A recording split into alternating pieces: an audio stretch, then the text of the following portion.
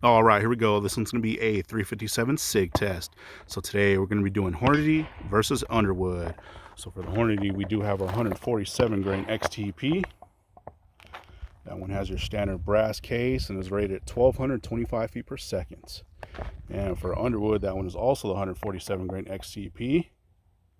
That one has your nickel plated brass and is rated at 1,250 feet per second. So we'll see how close we come today. So we'll be using our full size Glock 31. That one does have a 4.5-inch barrel. We'll be going through our gel. That is a 10% block. We do have our catch block behind that, so a total of 22 inches of gel. 4 layers of cotton t-shirt on the front, and like always, we'll set up our chronograph so we can hopefully pick up those impact velocities. So let's set up and see how these do head to head. First one up will be that Hornady. All right, we're set back to 15 feet.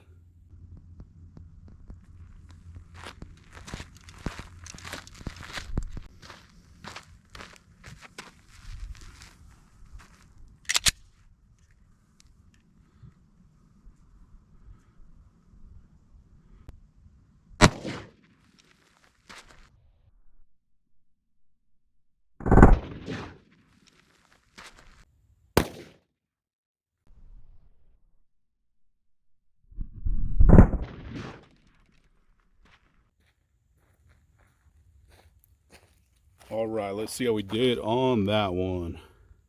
So it looks like our impact velocity on that one was 1,293 feet per second. So that was definitely some hot stuff there.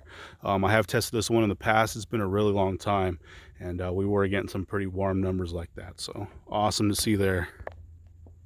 And there is that entry. Looks like I got a really good hit on that one. You can kind of see down in that. This is not the biggest hole so far, but still really good. And a pretty decent stretch cavity so far. So let's check it out from the top. Oh yeah, that one's actually pretty good. This is a little bit cloudier of a block, so hopefully you guys are able to see this, but it looks like a huge stretch cavity going through. That one did carry all the way through, and check that out. We got a ton of penetration on that one. Well, we pretty much made it about probably 3/4 of the way through that second block. So a ton of penetration. So let's see if we can get a measurement on this one. It's going to be a little bit difficult because it is a little cloudy. But man, that one actually did quite a bit of damage. Let's see. Like always, we'll cut these open here at the end so we can get our cross sections a little bit more accurate measurement. Let's see. So at our widest spot, we were right at 3¼ inches. So pretty awesome stuff. So let's check it out from the side, and same thing from the side. So as soon as that one came in, open right up, you can see that huge stretch going on. It pretty much carried that one all the way through that first block, which is pretty impressive. You can see a little fragment there towards the end. I guess there's one here at the beginning also. And then just a ton of penetration. You can see that round resting down in that second block. Well, let's see our measurement here from the side. Let's see. So at the side, we are pretty much the same, probably about 3⅛ inches of stretch on that. So very, very impressive. Check that out, man. That is a ton of penetration. Probably one of the best ones we've done so far. And let's see, we made it 7½ inches. So that is 18½ inches of total penetration for that HST. And that one was the Hornady. So let's set up for that Underwood and see how that one does. All right, we're stepping back to 15 feet.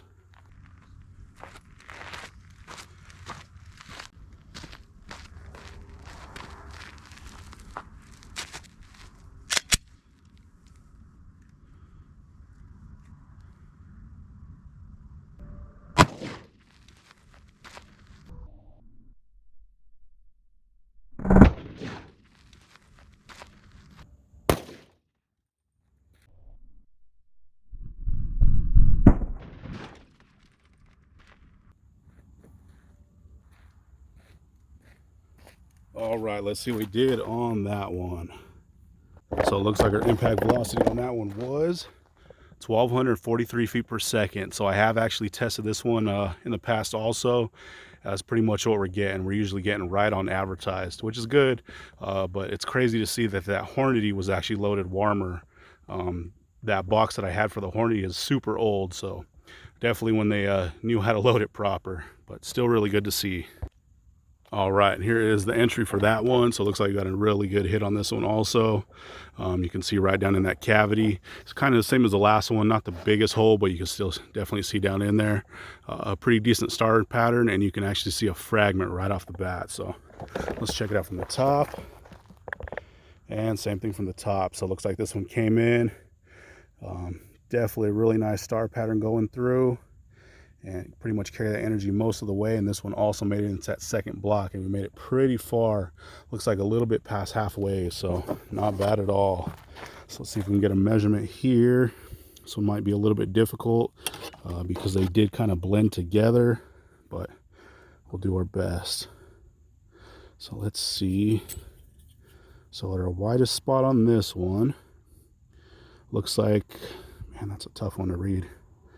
So like always, I'll do our cross sections and stuff here at the end so we can get a little bit more accurate, but looks like we are just about 3 inches of stretch on that one. You know, so pretty on par with that Hornady. So awesome stuff. So let's check it out from the side. And same thing from the side. So it looks like as soon as this one came in, opened up really nicely, you can see some fragments kind of shooting off already. And it looks like this one carried pretty much the whole way through that block. And then you can see a few more fragments kind of here towards the end. And then we did actually make it into that second block. So let's see if we can get a measurement here from the side. This is gonna be a little bit tough too. This block is a little bit cloudy, so kind of hard to read exactly where we're at. So it looks from the side, we're only about 2.5 inches. So not as much from the side than the top, but still pretty good. And then let's see if you can see it. That round's resting right there in that second block, and that one did get quite a bit of penetration also. So let's see, at our leading edge, we are 6¼ inches. So that one made it, let's see, 17¼ inches of total penetration on that. So not too bad at all. That one was definitely keeping up with that other one. And good to see, you know, that these things are actually penetrating quite a bit. Be a really good, you know, hunting round. But let's check these tracks out one more time. So this one is that Hornady. You can see came in, opened up right away, have a huge stretch cavity going all the way through, and it pretty much carried that energy all the way through that first one and into that second block quite a ways. And for that Underwood, same thing, came in. This one looks like it pretty much opened up the same exact spot right at that 1/4 inch mark, dumping a little bit of fragmentation. You can see a couple of those shoots kind of shooting off, but still carried its energy almost all the way. And then we did make it into that second block.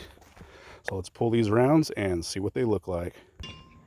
All right, check these things out. They both got some awesome expansion. So the one on the right is that Hornady, one on the left is that Underwood loaded XTP. But you know, really awesome expansion. So here is that Hornady, pretty much picture perfect on that one. Got some perfect pillback, pretty much right to that cantilever lock, and absolutely perfect. Really good expansion on that one. And same thing for that Underwood. Here's that Underwood. This one actually did peel back a little bit further. It looks like they did kind of update the technology in this one quite a bit actually, compared to that, you know, super old XTP. But this one did peel back just a little bit further, but still really awesome expansion, really nice penetration. And like always, we'll rinse these out and get our still shots and all that good stuff here at the end. But when you look at these close, which I'll probably show a picture later on,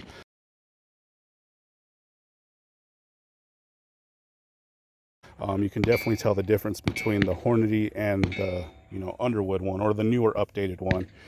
So there's that Hornady, there is that Underwood, but both are really awesome expansion. So last time from the top, and like I said, we'll get our still shots, slow-mo, all that good stuff here at the end. But there we go. That one was Hornady versus Underwood. Thanks for watching, guys. All right, and here's those cross sections for both those XTPs.